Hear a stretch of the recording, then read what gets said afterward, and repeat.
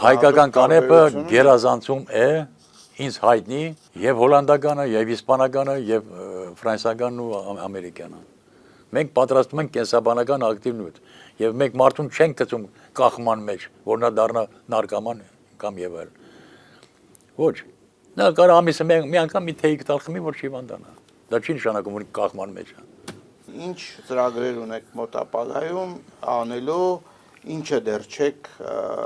ինչ ուղղությամբ դեռ չեք զարգացել, որ փորձում եք այդ ուղղությունը եւս զարգացնել։ Նպատակները մի քիչ շատ են, ես կուզենայի, ասենք, թեման մի քիչ քննարկվել է ինչ որ մի որոշ տեղերում, կապված ռազմական արդյունաբերության բանով, բայց դա առանձին թեմա է, առաջարկել եմ մի քիչ բարձր կարող մարդկանց, բայց ինձ թվում է դա իրենց խելքի բանը չի էլի, որ մենք կարող ենք այս վիճակում չհայտնվենք։ Դա կուժեղացներ մեր ռազմական հզորությունը։ Իհարկե կուժեղացներ, դաժե մենք կարող ենք Ադրբեջանի հետ ուրիշ լեզվով խոսենք։ Ես չեմ ուզում, որ մենք հիմա որևէ մանրամասնություն բացենք այդ տիպի խոսակցության, բայց ես հորդորում եմ մեր պետական պաշտոնյաներին, ովքեր պատասխանատու են այդ ուղղությամբ աշխատելու, ականջալուր լինեն պարոն Մելիքյանի ասած այդ խնդիրներին,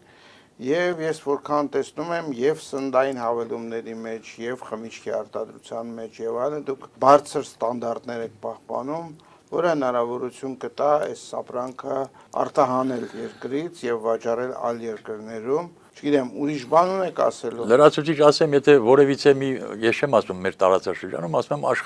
աշխարհում, եթե որևիցե մեկը, որևիցե մի կազմակերպություն արտադրող ոգելից խմիչքներ, սրա նման ինչ-որ մի բան կարտադրի, ուրեմն սա բանի պետք չի, նա ինքն էլ արտադրում էլի։ Ով է այդ։ Դրանով ավարտենք այսօրվա մեր հաղորդումը, սիրելի բարեկամներ, հիշեցնեմ, որ մենք զրուցում էինք բիոքիմիկոս, գյուտարար Ռուդոլֆ Մելիքյանի հետ։